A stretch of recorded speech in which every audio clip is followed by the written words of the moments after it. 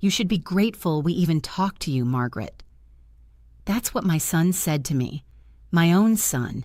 The child I raised, fed, clothed, and put through business school with money from the company my husband and I built from nothing. Those words hung in the air like poison. And you know what I did?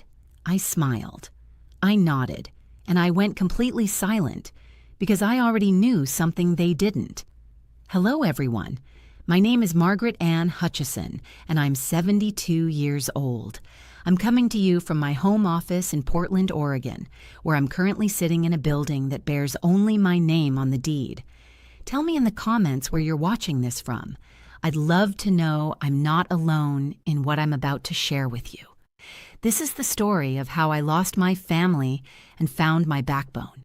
How I learned that silence can be the loudest weapon you possess, and how a lifetime of being underestimated became my greatest advantage. Let me take you back to 1975. I was 22 years old, fresh out of secretarial school, working at a small accounting firm in downtown Portland. That's where I met Robert Hutchison. He was 30, ambitious, and had just inherited a small printing press from his uncle. The business was failing. Robert had passion but no head for numbers, no organizational skills, and no patience for the paperwork that keeps a business alive. I fell in love with him on our third date. We were married 6 months later. Robert wanted to build something, an empire, he used to say. Though back then, our empire was a single printing press in a rented warehouse that smelled like ink and mildew. I kept working at the accounting firm during the day and would come to the warehouse every evening. While Robert handled the creative side and client relationships, I managed everything else. The invoices, the taxes, the payroll when we finally hired our first employee, the negotiations with suppliers who tried to overcharge us because they thought we were just kids playing business. I learned the printing industry inside and out. I studied our competitors. I found cheaper suppliers without sacrificing quality. I created systems for inventory management that saved us thousands. When Robert wanted to expand into commercial printing in 1981, I was the one who ran the numbers, secured the loan, and made sure we could actually afford the new equipment.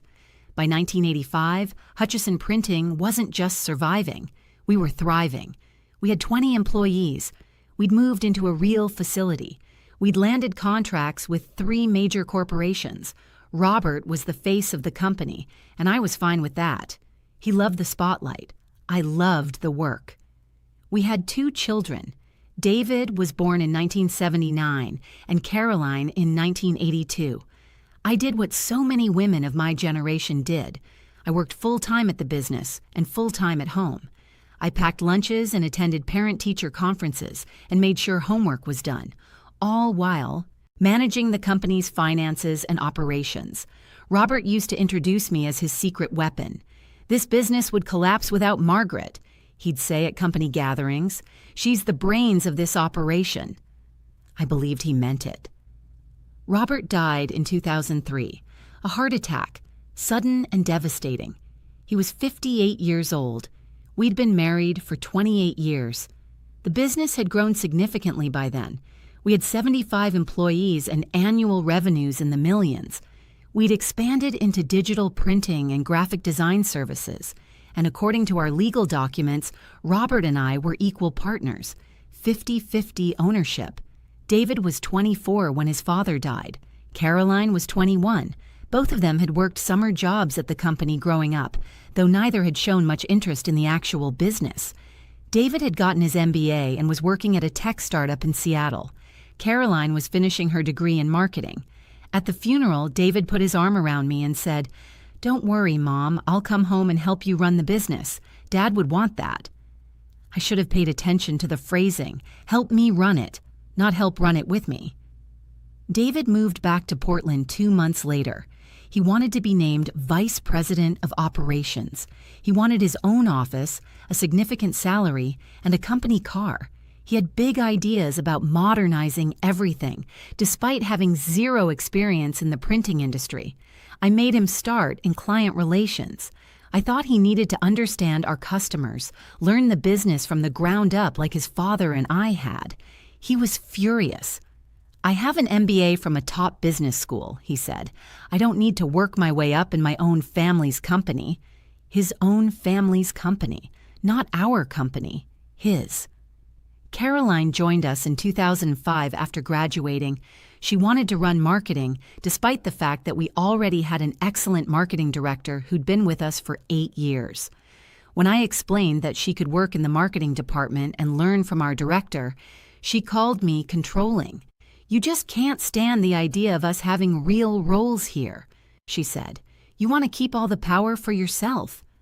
The power I'd built, the systems I'd created, the clients I'd maintained relationships with for decades.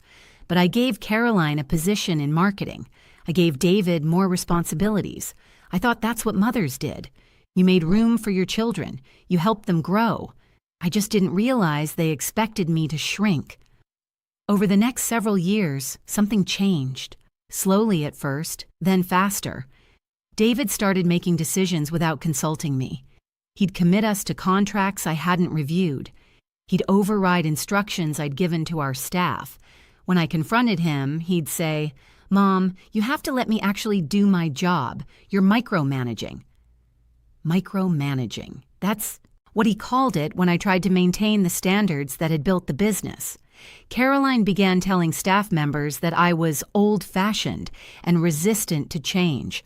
She'd roll her eyes in meetings when I spoke. Once, when I questioned a marketing campaign she'd proposed that seemed off-brand, she said in front of the entire team, "Maybe you just don't understand modern marketing, Mom. Things have changed since the 80s. The 80s, as if I'd stopped learning and adapting the moment I turned 40. David brought in consultants. Expensive consultants who knew nothing about our industry but had impressive credentials. They recommended restructuring the company, creating a new executive hierarchy. One of their suggestions was that I move into a founder advisory role and step back from day-to-day operations. "It's time to think about succession planning," David said. "You're almost 70, Mom. You should be enjoying your retirement, not working yourself to death." I was 68. I swam a mile 3 times a week. My mind was as sharp as it had ever been, and I wasn't ready to be put out to pasture. But they were persistent, both of them. They started having meetings without me. They'd discuss strategy over family dinners and stop talking when I entered the room. They formed a united front on every disagreement. Our board meetings became nightmarish. David and Caroline would present proposals as if they were already decided. When I raised concerns, they'd exchange glances, patient, condescending glances that said, "There goes Mom again." The staff started coming to David and Caroline with questions instead of me. Not because they wanted to, I later learned, but because my children had instructed them to. "Margaret is transitioning into retirement," they'd been told. "Bring operational questions to us." I was being erased from the company I'd built, from the business that wouldn't exist without me. Thanksgiving 2015 was when things came into sharp focus. We were at my house, the house Robert and I had bought in 1987, which I'd kept after his death. I'd spent 2 days preparing the meal. Turkey, stuffing, 3 kinds of pie, all the traditional dishes my children had grown up loving. David brought his wife, Jessica, and their 2 children. Caroline came with her fiancé, Tom. We'd just sat down when David cleared his throat. "Mom, Jessica and I have been talking. We think it's time to discuss your future at the company." At Thanksgiving dinner, he wanted to discuss my future at the company I'd built. "This isn't really the time," I said, trying to keep my voice light. "It's a family business," Caroline chimed in. "When else would we talk about family business?" Jessica nodded supportively. Tom looked uncomfortable, but said nothing. "We think you should transition to Chairman Emeritus," David continued. "It's an honorary position. You'd still technically be part of the company, but Caroline and I would handle all operations and strategic decisions. You'd be free to travel, spend time with your grandchildren, actually enjoy your life." "I enjoy my life now," I said. "Mom." Caroline's voice had that edge to it. "You're 70 years old." 68. Whatever. The point is, it's time. You've worked hard enough. Let us take over. Let them take over. The business that was legally 50% mine. I'm not ready to retire, I said clearly. When I am, I'll let you know. The temperature in the room dropped 20 degrees. You're being selfish, David said. You're holding us back because you can't let go. I built this company, I said quietly. You and Dad built it, Caroline corrected. And Dad's gone. Now it's our turn. Our turn. As if a business was something you took turns with, like a toy on a playground. The dinner was strained after that. My grandchildren were the only bright spot, oblivious to the tension as they asked me for extra helpings of pie. When everyone left, David didn't hug me goodbye. Caroline kissed my cheek, but it was perfunctory, cold. I cleaned up the kitchen alone and cried for the first time since Robert's funeral. I couldn't sleep that night, or the next night. I kept thinking about David's phrase, transition to chairman emeritus. Something about it felt rehearsed, planned, not like a casual conversation, but a proposal they'd discussed extensively. On Monday, I went to see Leonard Brennan, our company's attorney. Leonard had handled our legal work since 1989. He was 75, sharp as a tack, and one of the few people who remembered when Hutchison Printing was nothing but me, Robert, and a dream. Leonard, I said, settling into the chair across from his desk, I need you to pull all the corporate documents, every single one. I want to review the ownership structure, the bylaws, the succession plans, everything. He looked at me carefully. Margaret, is something wrong? I don't know yet, I said. That's what I'm trying to find out. It took him 3 days to compile everything. When I came back to his office, there was a file box waiting for me. I spent a week going through every document. And that's when I found it. Buried in a contract David had brought to me 8 months earlier, a contract he'd said was just a standard update to our corporate structure, was a clause. A small clause, easy to miss if you weren't looking for it. It stipulated that in the event I stepped down or was deemed unable to fulfill my duties as co-owner, my shares would be automatically distributed to my children in equal parts. I'd signed it. He'd presented it with a stack of other documents, all routine business, and I'd trusted him. I'd trusted my son. I remember that day clearly. It was a Tuesday afternoon in March 2015. David had walked into my office with his usual confident stride, carrying a leather portfolio. Mom, I've got some paperwork for you to sign, just routine corporate maintenance stuff. The attorneys recommend we update these every few years to stay compliant. I'd been working on a proposal for a major client. I was distracted, tired. He'd laid out 5 documents, each flagged with those little sticky arrows showing where to sign. He'd explained each one quickly. New banking resolution, updated liability insurance, corporate structure clarification, standard language, standard forms. I'd signed them all, never read them fully, because he was my son and I trusted him. That realization hit me like a physical blow. I'd raised this man, changed his diapers, stayed up with him when he had nightmares, put him through college, and he'd deliberately deceived me to set up a trap. But that wasn't all. I kept digging. I found emails David had printed and filed away, emails between him and Caroline discussing their strategy for getting me out. One email dated July 2015 made my blood run cold. See, Mom's getting more difficult about the modernization initiatives. We need to accelerate the timeline. I'm thinking we push for the advisory role transition by early 2016. We can frame it as honoring her legacy. People respond to that emotional angle. Let me know your thoughts. D. Caroline's response. Agreed. We should start documenting any mistakes she makes. Build a case if she resists. Also, what about her salary? Can we reduce it as part of the transition? They were plotting against me like I was a hostile takeover target, not their mother. I found consultant reports recommending my removal that had never been shared with me. One report, dated September 2015, had a section titled Leadership Transition Recommendations. It suggested that I represented a bottleneck to innovation and that the company would benefit from generational leadership change. The consultant had been paid $15,000 for this report. Company money, my money. I found budget proposals that allocated significantly reduced salary to me while increasing theirs substantially. In one draft budget, my salary was cut by 60%, while David's increased by 40% and Caroline's by 30%. And then I found the calendar entry. On David's calendar, which he synced to the company system, 6 months out, there was an entry that read, "Board meeting. Vote on Margaret's transition to advisory role." It was scheduled, planned, inevitable in their minds. They were planning to force me out, my own children. I sat in Leonard's conference room surrounded by papers, documents, evidence of betrayal, and I felt something shift inside me. The sadness hardened into something else, something cold and focused. I called my longtime assistant, Patricia. She'd been with me for 18 years and had remained loyal, even as David and Caroline tried to sideline me.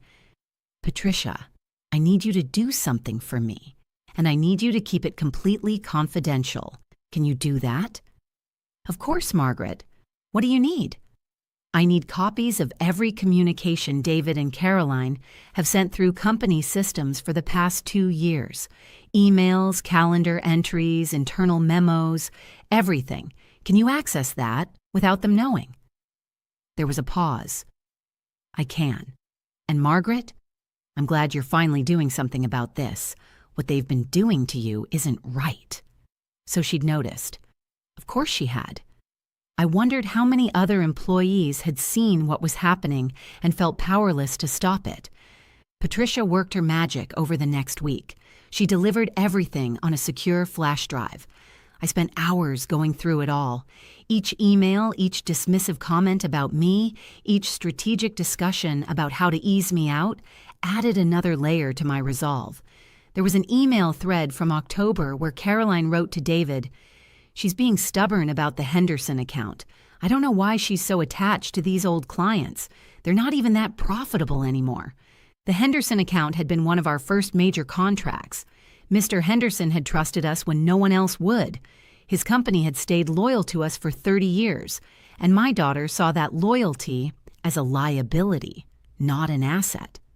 In another email, David wrote about me, "I think we need to consider that she might be showing early signs of cognitive decline.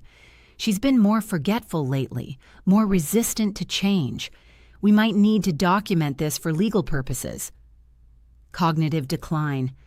I was forgetting things because I was exhausted from working 60-hour weeks while being undermined at every turn. I was resistant to change because their changes were often poorly thought out and would have damaged client relationships I'd spent decades building. They weren't worried about me. They were building a legal case to declare me incompetent. That's when I knew I couldn't just leave. I couldn't just step down and hand them the business. They didn't deserve it. They hadn't earned it. And they would destroy what Robert and I had built. That night, I sat in my home office, the same office where Robert and I used to do the books together, where we'd planned our expansion, where we dreamed about the future. I was shaking, not with sadness anymore, with rage. I picked up the phone 3 times to call David, to scream at him, to demand an explanation. 3 times I put it back down. If I've learned anything in my 71 years, if I want those watching to understand anything, it's this. Anger is useful, but strategic silence is powerful. Confronting them would accomplish nothing. They'd deny it, gaslight me, make me out to be paranoid or unstable. They'd probably use my emotional reaction as more evidence of my supposed cognitive decline. "See? Mom's becoming erratic. She's making wild accusations. This just proves we need to move forward with the transition." No, I would not give them that ammunition. I made a decision. I would not confront them. I would not give them the satisfaction of my hurt. I would not show my hand. I would go quiet. And I would find another way. The next day at work, I was pleasant, agreeable. When David proposed a new initiative that I knew would waste money, I nodded and said, "That sounds interesting. Go ahead." When Caroline critiqued one of our long-standing client relationships, I simply said, "You might be right. I'll think about that." They looked surprised, but pleased, like they'd finally gotten through to me, like I was finally becoming reasonable. The transformation was immediate and striking. In meetings, I stopped challenging their ideas. When they made decisions I disagreed with, I stayed silent. I started asking them for advice on things I could have handled in my sleep. "David, I'm not sure about this new software system. What do you think we should do?" "Caroline, you understand social media better than I do. Whatever you think is best." I watched them preen. They thought they'd won. They thought I'd finally accepted my place. That week, David stopped by my office. "I'm glad we're all on the same page now, Mom. I know change is hard, but this is good for everyone." I smiled at him. "I trust your judgment, sweetheart." If you could have seen his face, relief and something else, something that looked like triumph. Caroline became bolder. She started making company decisions without even the pretense of consulting me. She redesigned our logo without approval. She committed us to expensive trade show presents I hadn't signed off on. She hired her college friend into a senior marketing position at a salary that made my eyes water. When I raised a mild objection, she patted my hand. "Don't worry about it, Mom. This is what modern companies do. You focus on your transition planning." My transition planning. Like I was a terminal patient preparing for the inevitable. I let her think that. I let them both think that. But every evening I went home and worked. I met with Leonard in secret, always at his house or mine, never at his office where we might be seen. I studied corporate law. I reviewed every document, every clause, every possible avenue, and I started being very, very careful about what I signed. When David brought me documents now, I read every word, every single word. I asked questions. "What exactly does this clause mean, David? Can you explain the purpose of this section?" He'd get impatient. "Mom, it's standard legal language. The attorneys drafted it. You don't need to overthink every detail." But I did. I read everything, and I stopped signing anything that wasn't absolutely necessary. "I need to have my personal attorney review this first," I'd say. "Just to be safe." David would sigh. "You're being paranoid, but fine. Whatever makes you comfortable." He thought I was being a difficult old woman. He had no idea I was protecting myself. During this time, I also started reconnecting with our employees, not the executives, not the people David and Caroline had brought in, but the long-term staff, the people who'd been with us for decades. I had lunch with our production manager, Frank, who'd started as a press operator in 1987. "How are things going, Frank? Really going?" He hesitated, then said carefully, "Things are changing, Margaret. Not all of it good. Some of the new efficiency measures are causing quality issues. We're rushing jobs that should take time." "Tell me more," I said. He did. He told me about corners being cut, about experienced staff being pushed out in favor of cheaper labor, about client complaints that were being hidden from me. David and Caroline's modernization was damaging the company's reputation, but they were cooking the books to hide it. I had coffee with Susan, our longest-serving client service representative. She'd been with us since 1992. "Susan, I need you to be honest with me. How are clients really responding to the changes?" She looked around nervously, then leaned in. "Margaret, we've lost 3 major accounts in the past 6 months. David told the board they chose to leave, but that's not true.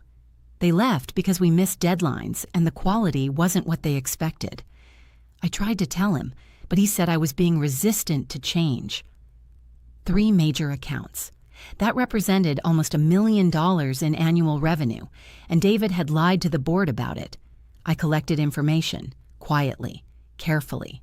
I documented everything, not just the legal case against them, but the business case, the evidence that their leadership was actively harming the company. I also started having conversations with our bank, casual conversations at first, just curious if someone wanted to restructure ownership in a private company, What would that process look like? Our relationship manager, Thomas, had worked with us for 15 years. He knew our financials intimately. Depends on the structure, Margaret. Why do you ask? Just thinking about the future, I said vaguely. Estate planning, that sort of thing.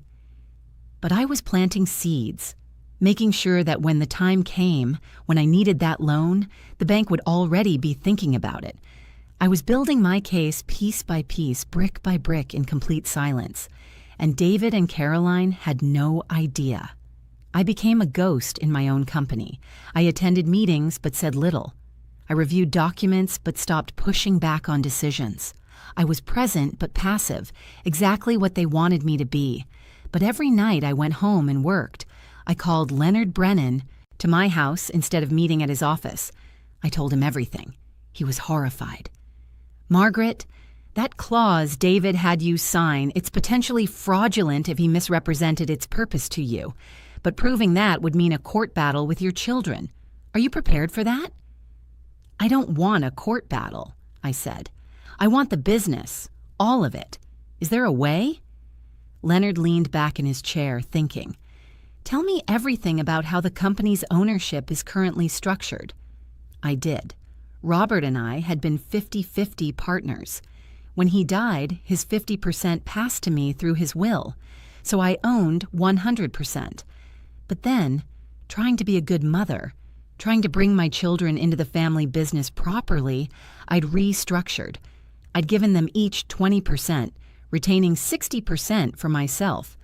That meant I still had majority control. Barely. The key, Leonard said slowly, is your 60%. As long as you maintain majority ownership, you have the ultimate authority over business decisions, including the power to change the ownership structure, the board composition, everything. But the clause David had me sign, I said, only triggers if you step down or are deemed incapacitated. As long as you remain active and competent, which you clearly are, it's meaningless. He was trying to set up a trap for the future. We spent the next 3 months building a strategy. Leonard consulted with 2 other attorneys specializing in business law and family business disputes. They reviewed every document, every clause, every possible angle, and they found something David and Caroline didn't know about, something even I had forgotten. Back in 1998, when the business was expanding rapidly, Robert and I had put in place a buy-sell agreement. It was a protection mechanism common in partnerships. If one partner wanted out, or if there was an irreconcilable conflict that threatened the business, either party could trigger a buyout process. The agreement specified that the majority owner had first right to buy out minority shareholders at fair market value, determined by an independent business valuation. It was still valid, still legally binding, and I was the majority owner. If you trigger this, Leonard warned me, you'll need to pay them fair market value for their shares, 20% each. Based on our current revenues and assets, we're looking at probably $3 million per child, $6 million total. Do you have access to that kind of capital? I didn't. Not immediately. My assets were tied up in the house, in retirement accounts, in the business itself. But Leonard had a solution. We can structure a loan using the business itself as collateral. The company's creditworthy. You've got decades of strong financial history, and once you own 100%, you can make decisions about compensation, dividends, everything, without anyone blocking you. You could pay off the loan within a few years. It was risky. If the business struggled, I could lose everything. But staying in the current situation meant losing everything anyway, just slower and more painfully. Let's do it, I said. The next step was getting the business valuation. This had to be airtight. Leonard hired a reputable firm that specialized in business valuations for legal proceedings. They spent 6 weeks analyzing every aspect of Hutchison Printing, revenue, assets, client contracts, market position, everything. The valuation came back at $15 million, which meant 20% shares were worth $3 million each, exactly what Leonard had estimated. I took out the loan. It was the most terrifying thing I'd ever done, putting my financial security on the line at 71 years old. But Leonard had found a bank willing to work with me, partly because the business had such a strong credit history, and partly because I was taking majority control, which actually reduced the bank's risk. While this was happening, I maintained my act at work. Sweet, passive, increasingly forgetful Margaret. I started making small mistakes, nothing catastrophic, but enough to reinforce their narrative that I was slipping. Once I accidentally sent an email to the wrong client. Another time, I showed up to a meeting on the wrong day. David and Caroline exchanged knowing looks. "Mom's really declining," I heard Caroline whisper to her brother. "Perfect. Let them think that." I started talking about maybe traveling more, about how I was tired, about how they were probably right that I should slow down. Their relief was palpable. They thought they were winning. In February 2016, David scheduled that board meeting, the one from his calendar, to discuss Margaret's transition to an advisory role. I told him that sounded fine. I'd be there. Before you continue watching, can I ask you to hit that subscribe button? Because what happens next is the moment I'd been planning for months, and I promise you, it's worth staying for. The board meeting was scheduled for February 18th at 2 in the afternoon. Our board consisted of 5 people: me, David, Carolyn, and 2 outside advisors they'd brought in the previous year. Those advisors had seemed neutral before, but I'd noticed they sided with David and Caroline on every vote. I asked Leonard to attend as corporate counsel. David seemed fine with that, just routine legal presence. The meeting started with standard business. Financial reports, which were strong. We were having a good year. Client updates. Nothing controversial. Then David cleared his throat. Item 7 on the agenda, discussion of company leadership structure. He pulled out a presentation. He'd made slides, professional slides, about succession planning, about my distinguished career, about how it was time for the next generation to lead Hutchison Printing into the future.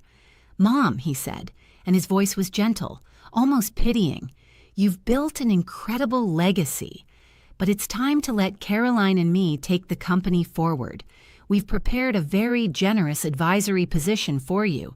You'd maintain an office, a reduced salary, and of course, you'd keep your ownership shares. You just wouldn't be involved in day-to-day operations or strategic decisions anymore." "The company needs younger, more dynamic leadership," Caroline added. "The industry is changing. We need people who understand digital transformation, who can pivot quickly." One of the board advisors nodded. "I think this is a wise and respectful transition plan."